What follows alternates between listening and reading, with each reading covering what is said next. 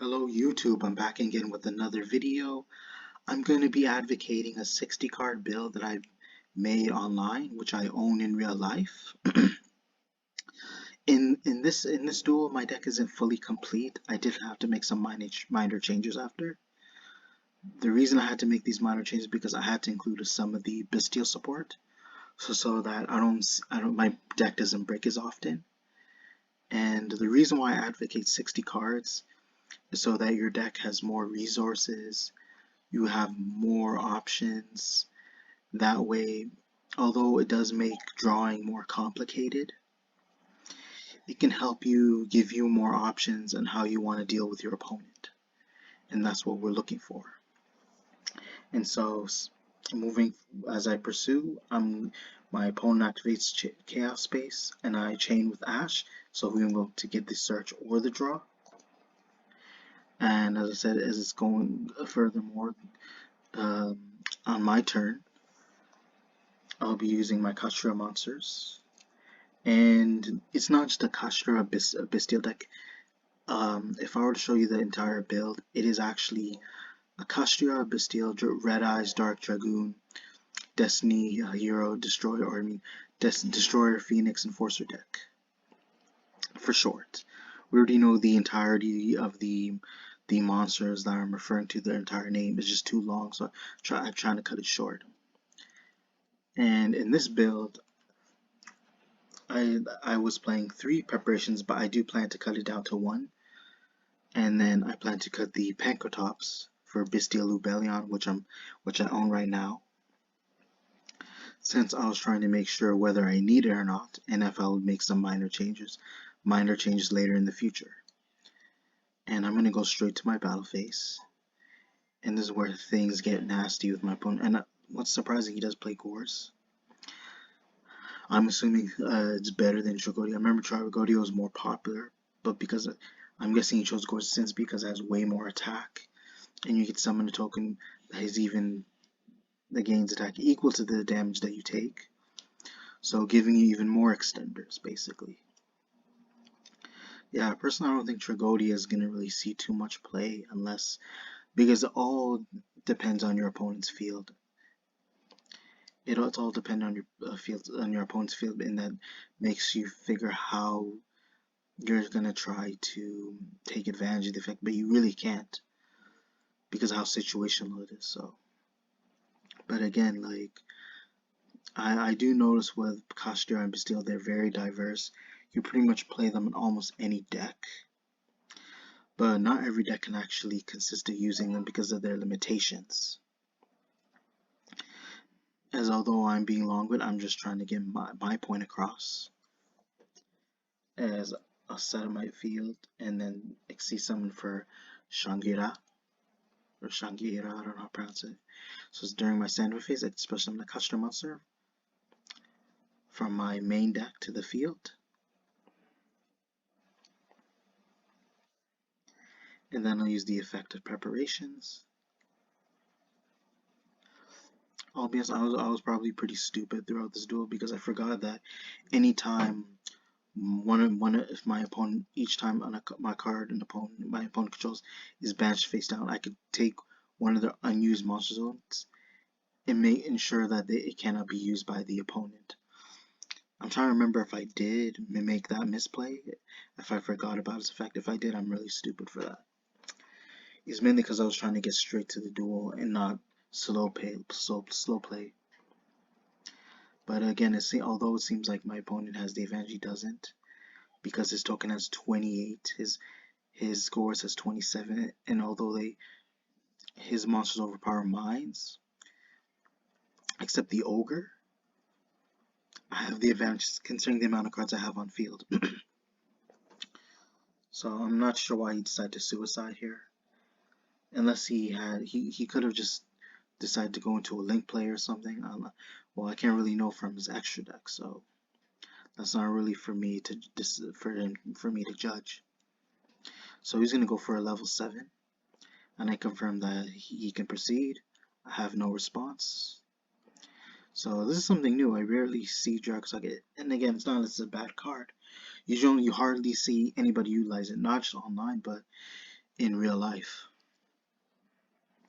I think it's because there's so many cards that overshadow this card that they don't want to make their extra deck even tighter and try to take up space so they can have more room for better options.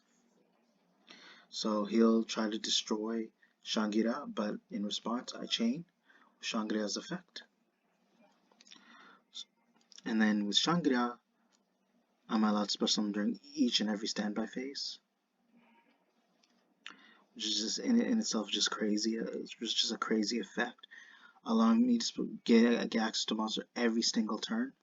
It's just really worth it, honestly. And yeah, I personally don't believe you need to play more than one preparations, because it is a massive brick. There's a reason why it's a common. You don't want to see this card that often.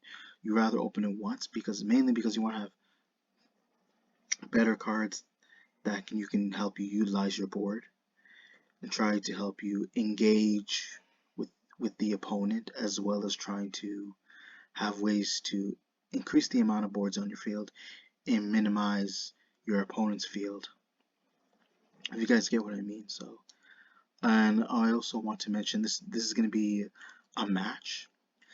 So this duel is going to go through 2 to 3 rounds depending on who's the victor, who loses. It will go back and forth between both players. But as of now, as you look at it, I'm pretty much going to take this duel. Not a surprise here, so I don't want to waste too much time. I just want to get straight to the point and go into... Wait. Oh, I was stupid. I can't even do that. I thought I had a dark for a minute. What the hell was I thinking? Yeah, I'm really fucking stupid, but either way, just forget about it. Yeah, I'm a dumbass. I thought I used a Bystial, in my opinion. I literally was stupid. Wow. I could not make that play. But my opponent didn't realize that I was pretty stupid. Wow. Definitely illegal play. I confess that was illegal, so I don't agree with what I did just there, but again, like you said, when you not like I was even pressured. When you're an autopilot, you just want to go just continue your plays. You just want to just get straight to your link summons, do whatever you can. So it's not that I don't know how to play the game. I just kind of lost track of the monsters and materials because I was so fixated on the duel that you don't read every single card text. That's with any duelist.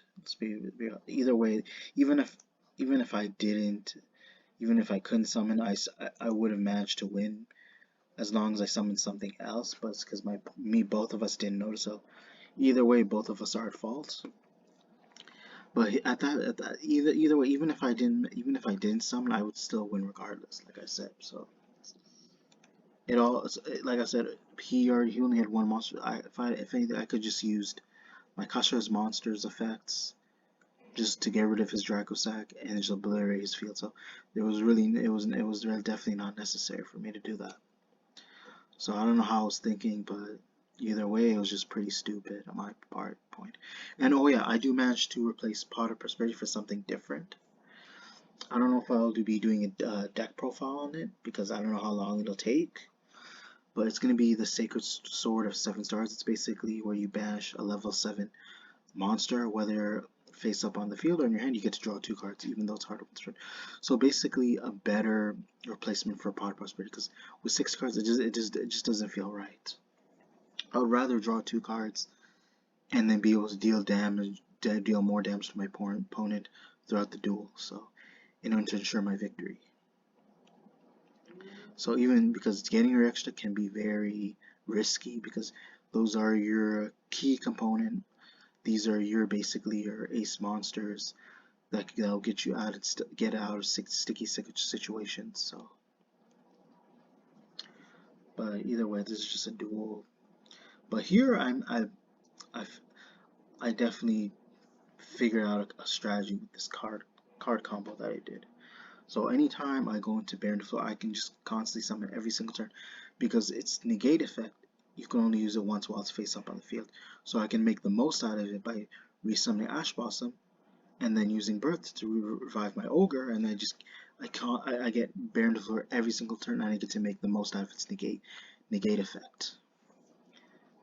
As I want to be able to confirm with you guys, for those who may not be aware of my strategy. Let's proceed. He goes change heart. I'm gonna chain with Baron de Fleur. See, just in case for any situation like that, you always want to be sure to have her out as much as possible. Let's continue. So from there he ends his turn. Special summon Ash Blossom from my grave. Go into my extra deck. And then I'll search with preparations with Ogre again. Attack for 28. So I can use his effect. For now I just want to take it easy on him, so I'm just going to see what he has to offer. What he has in his main deck.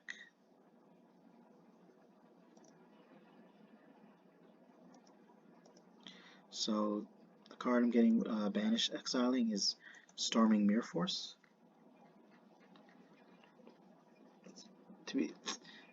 To be real,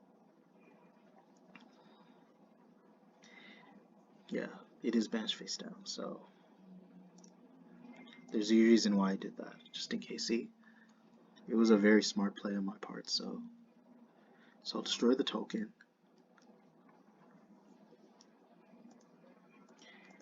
And then I'll use Harpy's Feather Duster on negate with Deflore. See? Although it was kind of weird how I played it out, how I didn't figure that he had Harpies in his hand, but I was being very cautious, so I was kind of aware what might happen. So he's going to use Gaga to go into a level 7, that's fine. But then I'll use Ogre's effect. And then I'll banish his Gaga. But then things get very weird, like, I'll be honest.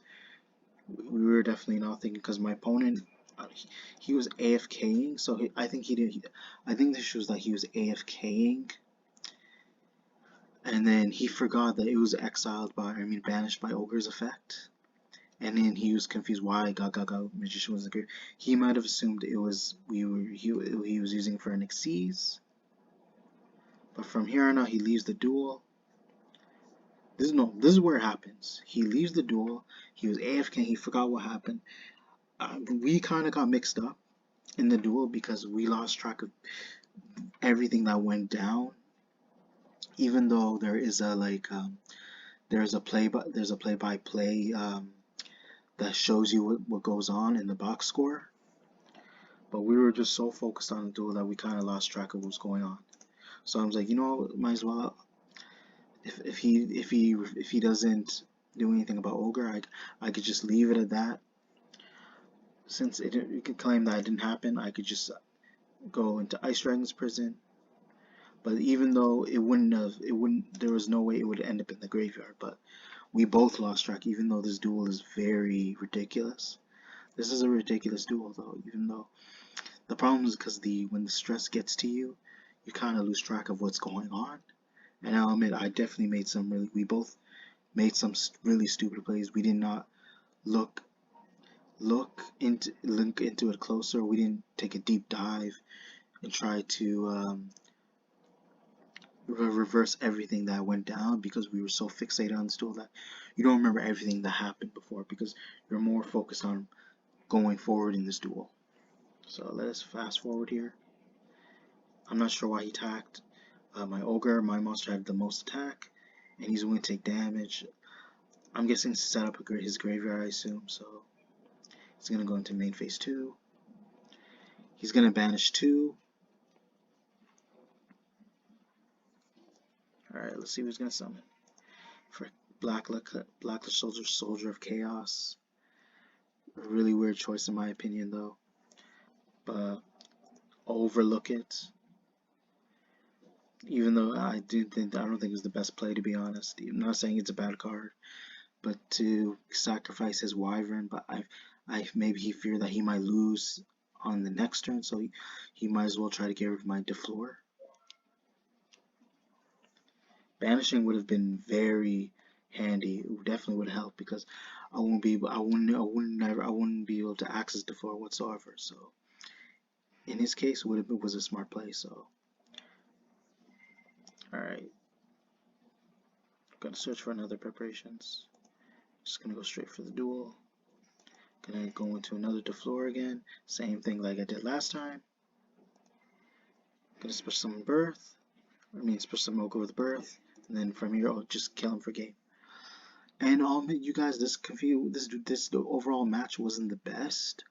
I'll admit we made some mistakes that shouldn't have happened, that needed to be reversed. But like I said before, when you are so when you're on autopilot, when you're so focused on duel, you don't want to go back to everything that you just did before to try to resolve everything, because it makes things more confusing, and then it's not hard to like catch everything that goes on, because you're just focused on just engaging in the duel and try to just get it done as quickly as possible, mainly because of the current rules in Yu-Gi-Oh, the actual rules that goes on, especially when you're playing in real life. That kind of dictates how you think. And so from my experience, it also adds the stress, like in not really thinking clearly enough, that whatever mix we made, they weren't supposed to intend to happen. We didn't intend to do that. We didn't intend to cheat. We didn't intend to make these plays. Like, even though it's not like we may have not known we were doing, it's mainly we didn't know what we were doing. Although we are aware what the cards say, we just lose track of the text, because how I look at it is that we're trying to get so engaged in the duel that you kind of want to forget everything that happened, so you just get straight to duel and just forget about it, because people are so focused on winning, is that's really what matters, rather than making legal plays. And although I'll admit this duel definitely did not seem legit, it may to the eyes of other people who don't play Yu-Gi-Oh! But I do know after watching it, definitely some things need to be resolved. And we thought it was straightforward, but if anything, we just lost track of what we're doing, because we don't want to waste too much time because of the amount of experience we had with actual duels. That's from my experience, not for the others, but for you guys to comprehend what was going on and what went down. Is why we could not get everything resolved quickly, and why we could not be able to sort everything out, and that's why this duel turned out the way it is right now. But again, overall, hope you guys enjoyed the duel. I hope you guys enjoyed the video. Be sure to check for more upcoming content later in the future. Be sure to check your notifications, comment, like, subscribe. Thank you.